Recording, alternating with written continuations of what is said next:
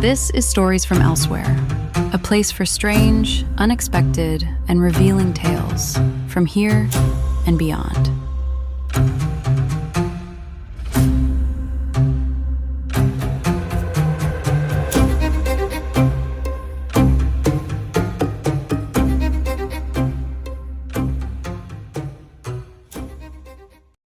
This is Scott Glassman, and welcome to Stories from Elsewhere. The story today is a bit of a departure from the stories I've written and posted here previously, because I really wanted to delve into this idea of victimization and renewal and the hope that's built when people are kind. And it draws from experiences I had in middle school with bullying and imagining what would it be like if someone really intervened at a time that made a huge difference in my experience. The story takes place in Guernsey, one of the Channel Islands between England and France, and I chose the island because it really represents what it feels like to be the victim of bullying, living in an encased kind of isolation, and the island itself having a history of being on defense against attack. It mirrors the psychological state of what a victim might feel like, not knowing where that attack will come from or when. Before we get started, I want to thank BBC Guernsey for featuring the story and supporting storytelling. This is Garden on La Grande Rue. Madeline lined up her fragile seedlings like small children on their first day of school. You could not tell them apart in their miniature terracotta pots, or know if they would tolerate the light frost from the still pools of April's overnight air. The tender shoots gave no hint of the white sweet peas and purple violas and tall spires of blue larkspur they would blossom into if they survived. They must take their chances, as we all do, she thought, putting down roots as best they could into the uneven till. She felt the morning's imperative that they begin their root work on the 5th anniversary of her husband's passing, a day marking the dissolution of his pint-bitter shadow, but not its vitriolic residue. If you asked her, she would say she loved Henry, as one comes to love the reprieve of intermittent kindnesses like blue sky oases tucked between destructive winter gales. In such mercurial weathers, one depends on the island's granite-walled embrace and the intimacy of everyone knowing you by a look, and the stoic southern cliffs standing watch for shapeless threats that could roll in at any time. Madeline clung to the promise of April morning sunlight, each thin flicker of it, short-lived among the low gunmetal clouds. This is how you stitch together hope, one filament at a time from the found materials, a bit of string here, a rip of shirt there, to hold the line, one hand in front of the other, pulling yourself through 33 years of volatile night without seeing around its corners. She birthed 3 of her seedlings into their shallow soil pockets without incident, a smooth displacement, a single motion, except for the root ball of the 4th, which fell apart in her hands as she pried it out of the starter pot. Holding her breath and the seedling's stem between her 2 fingers, she backfilled the hole with some of the removed soil using her free hand, pressing the surface with the back of that hand to stabilize it. "Settle in," she said to it. "Grow by instinct in spite of all that is against you." Her words doubled as prayer, even though she had long ago abandoned the vestiges of faith for the secret language of things that happened below ground, those unwatched metamorphoses whose bright evidence appears with certainty every spring. With the seedling now secure in the earth, she patted around its base with the back of her spade. That's when she heard them. 3 boys laughing as they turned the corner to her stretch of the lane. A small boy with straight black hair and gold-rimmed glasses flitted past her, weighed down by a backpack almost half his size, glancing over his shoulder to see how far back the others were. Madeline caught his look of terror, a rabbit scampering just far enough ahead of its pursuers, as if the mere scent of his fear and the truth of his diminutive size stood as sufficient reasons for an unforgiving hunt. "Little prat, get back here!" the middle of the three boys barked, the bulkiest of them, and by sight the meanest, with a rub of red hair and stout freckled cheeks and small lips indelibly prone to spitfire rounds of stored-up insult. "More you run, the more you pay, you wet!"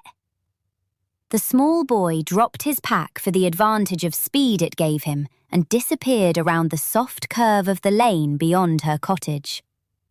Madeline imagined he might hop the boundary wall that began just beyond Mrs. Fanwick's home and lay low there until they passed.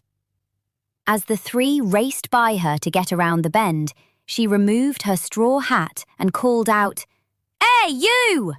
They froze, not expecting the intrusion into their folly. Their instigator, the red-headed boy, looked more annoyed than worried. "What is it?" he snapped. "You, come here," she beckoned, stabbing her spade into the garden soil so it stood upright. "The rest of you go." Relieved, the other two dashed off around the bend, one of them grabbing the boy's dropped pack by turning his arm into a hook as he passed it. "You're going to make me late for first bell." "What's your name?" she asked. "Andrew." "Well, Andrew, I have a proposition for you. You see my garden here?" "Yeah, so what?" "I would like you to help me plant it after school.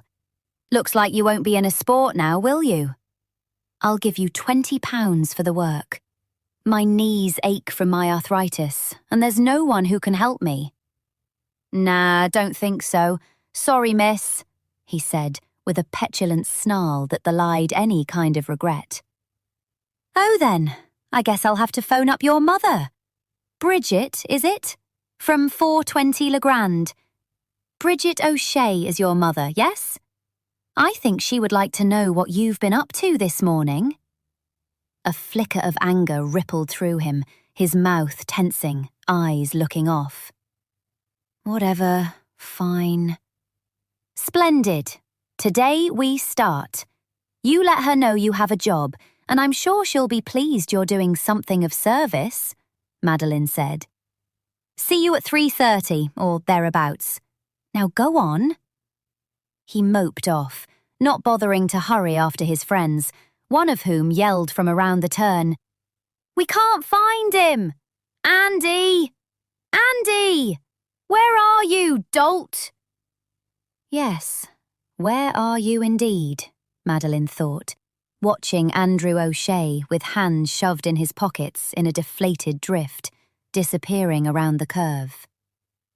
Everyone knew the O'Sheas for the numerous police visits over the past year for thrown cookware and smashed dishes, arguments between Bridget and her husband Charles, a fisherman at St. Peter Port who shirked fidelity and harboured a quick temper, with a nagging shoulder injury from a lobster pot that snagged on him years earlier, and an undying weakness for strongbows, one after the other at the Ship and Crown.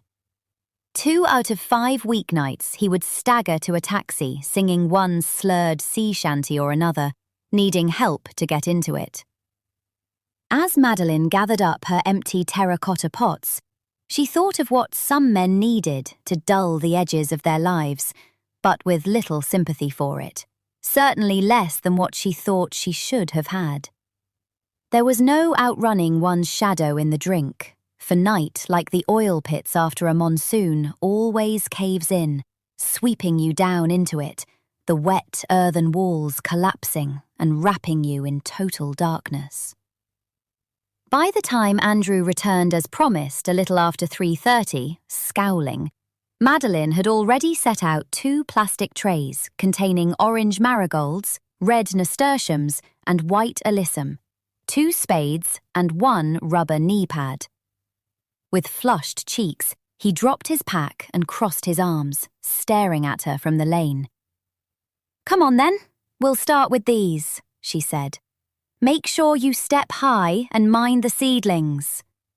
She kneeled down on the rubber pad and started digging holes about 3 inches apart. "Where's mine?" he asked, pointing to the pad. "I'll get my trousers dirty." "That's what the wash is for, isn't it?" Madeline said.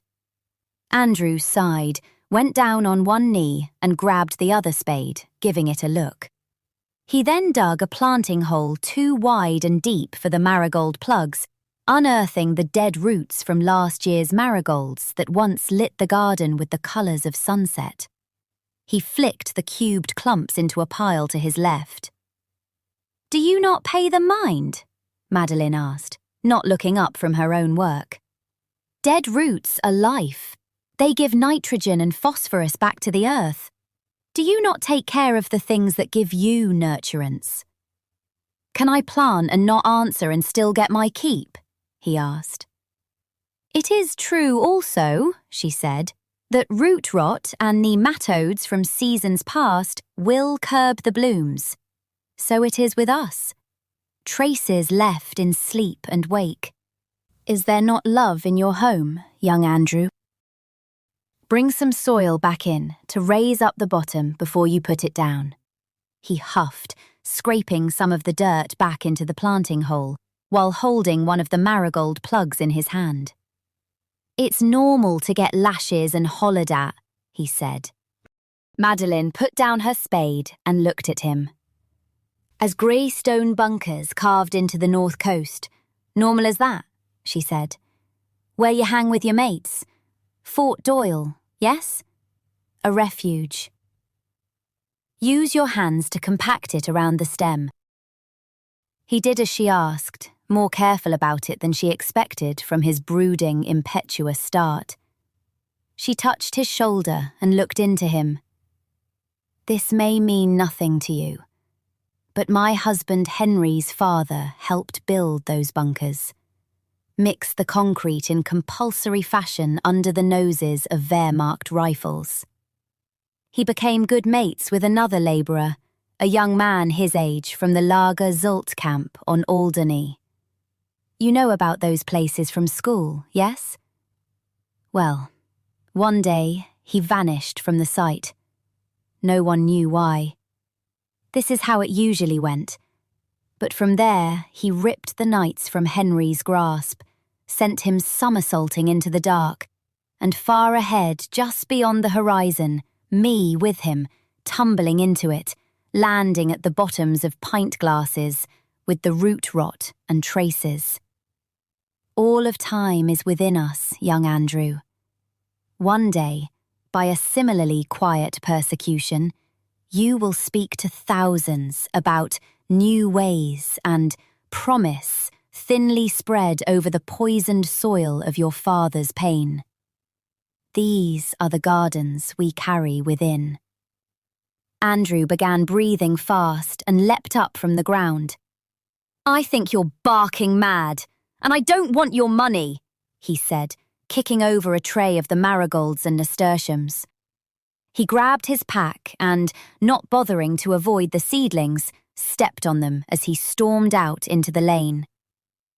Madeline's face remained a flat ocean, unmoved by the wind, giving no sign of the strong currents travelling beneath. "But you can choose," she called out behind him, before he got too far away to hear. He stopped and looked back. Something like 1,000 nights of restless sadness and reasonless anger and insoluble loneliness sent its long shadow over her and the garden strip. Then, like a passing cloud, it was gone, and so was he, replaced by cold afternoon sun, the lame quiet as it had been before. She righted the tray and began to replace the broken seedlings with the salvageable ones from the tray. It rained for the next 4 days straight, as if the island needed a little time to mourn what Madeline had shown it. On the 5th morning, the first of sunlight, She stood at her kitchen window, sipping a mug of hot Assam tea, when she saw the small boy with the gold-rimmed glasses approach her stone wall, close to where her garden began. Not seeming panicked or rushed, he drew a small folded slip of paper from his pocket and placed it in the black letterbox attached there. Madeline finished her tea and went out to see about it. She retrieved the slip of paper, cut from one of his school notebook pages, she guessed, and unfolded it to find 2 words written in the center in blue ink. Thank you. Madeline stepped to the edge of her garden and sat on the soaked ground. She refolded the note, closed her eyes, and clasped it tightly in her hand. She followed her breath, the rise and fall of it, and floated a while with the melodic fluting warble of the blackbirds that like to sit along her wall and sing to the sky. Every day they would do that, even without a reply. For more adventures into the unknown, subscribe to Stories from Elsewhere at storiesfromelsewhere.com. Follow, comment, and share to help us grow. See you on the other side.